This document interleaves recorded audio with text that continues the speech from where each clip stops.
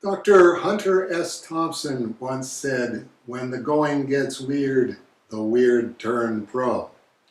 So we've had a very professional week this week at Aardvark Manheim. Monday, September 14th was supposed to be the secret trip to Chicago for the MRI to have a look at this. And got up for the first prayer time, 5 o'clock in the morning, and right after the prayer time, straight out to Waterloo Wellington Airport. $35 cab ride out there, and tried putting my passport through the scanner to confirm my ticket. And it said, there's a problem. Please see the ticket agent. Waterloo Wellington Airport being a very small airport, there was no ticket agent quite yet. So I sat down and read the newspaper going, this is not looking good. And then an agent did show up about 7 o'clock, and I showed her the passport and showed her the little message that I got from the automatic ticketing machine. And she said, oh, this ticket is for Toronto.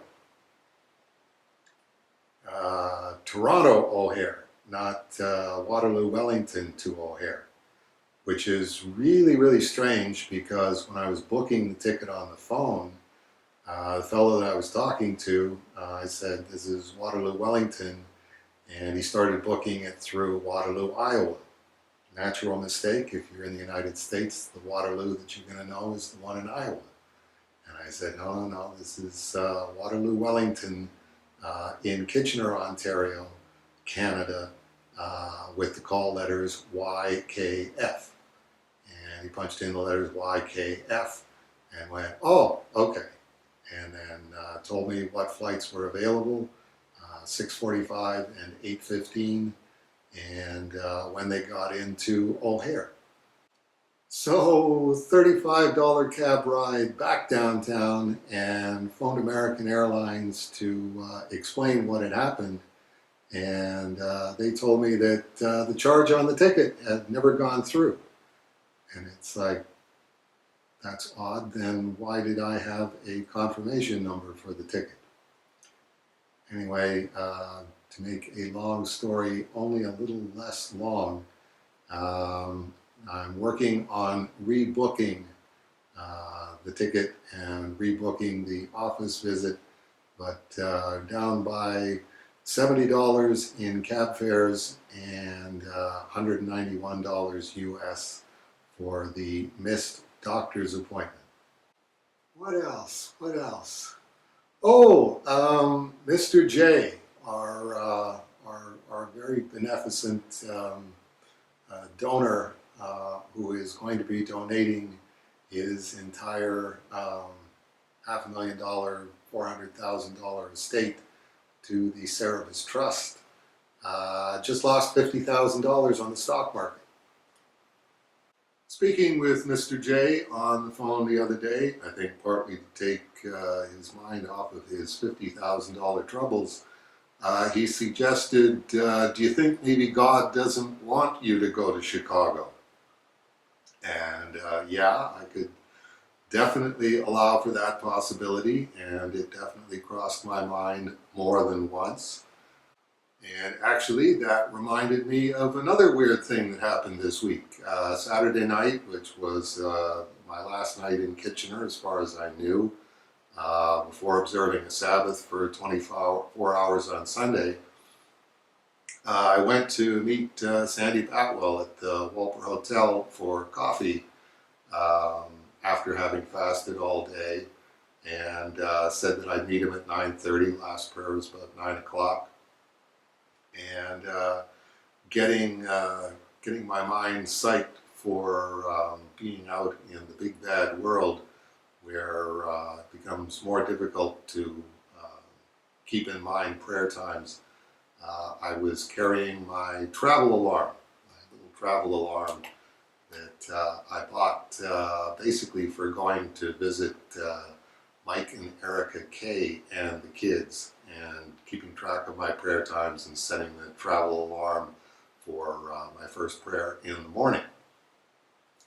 And got there and forgot to take it out of my pocket. I was going to take it out of my pocket and put it on the table just to remind me. But when I got there, I looked up and went, oh, there's a clock. I didn't know coffee culture had a clock. Has that clock always been there? Anyway, let's take it as a given that the coffee culture clock has always been there.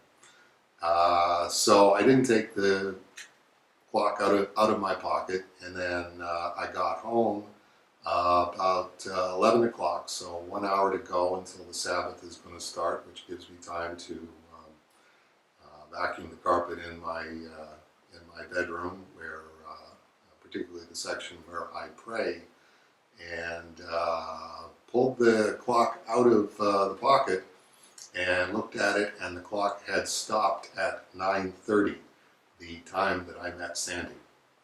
So that's one of those, okay, why did it stop at 9:30? Try not to be too paranoid about it. Cheap little alarm clock, AA battery, probably just ran out of juice. Got to run out of juice sometime. So I got another AA battery, took the battery out, put another battery in, and set the alarm. And it turned out that it wasn't the battery. The clock itself was broken, and the clock itself broke at 9:30, the exact moment that I was meeting Sandy. So that's maybe a slightly different message.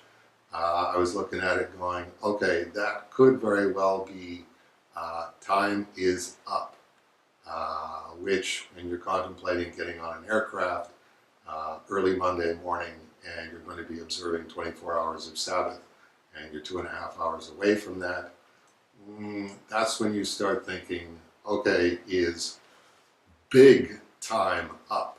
Is my time up? And I tend to be very philosophical about that. It's like, I'm not a feminist, and we live in a feminist theocracy, and as I've told you, I don't really see that getting any better. So at one level, although I definitely want to put in 100% effort getting everything ready for when I'm dead, the Cerebus Trust, the house, Cerebus Archive, getting the basement done, getting the back of the house done, getting all of the negatives converted, getting all of the books back in print. In a general sense, if you tell me you don't have to live in this society anymore, having been thrown out of this society in the mid-1990s, it's like, that sounds great to me. That sounds like, hey, you know, when they tell you in high school that you didn't have to write the final exam or you didn't have to go to summer school, great. If I'm out of here, I'm out of here. I even thought of sending a fax to Sandy, actually a fax to Sean Robinson in San Diego, that he would turn into an email and email to Sandy in Waterloo. Very weird way to do things, to send a fax across the continent to someone, to send an email back across the continent to somebody who's about 8 miles away. But that's how we do things around here. Saying the clock stopped at 9:30, so that if the plane did go down on Monday, this would probably be a very significant item in the Cerebus archive. The clock that stopped at exactly 9:30, the last time that Sandeep and I met for coffee and snacks. But then I thought, well, if I actually do go down in flames on Monday, nothing is in place for the Cerebus Trust. Nothing is in place for my insurance to go into the Cerebus Trust. So essentially, the house will probably just stand empty until the city of Kitchener finds out that they're not getting paid their property taxes, in which case they'll come in and seize the joint and basically empty it and send everything to a landfill site. So having had 24 hours to mull it over, I would say it's a situation of, yes, it could be that God doesn't want me going to Chicago. It could be a possibility of God didn't want me going to Chicago on Monday. So what I'm trying to do lately is to do most of my planning a little further up ahead to see if I can hit a time period where things aren't quite as weird as they've been for the last 3 or 4 weeks, which is going to include rescheduling the appointment and rescheduling the flights. And this way I've got a perfect new addition to the trophy case downstairs, the 9:30 clock. Which is not to say that the week was all weird.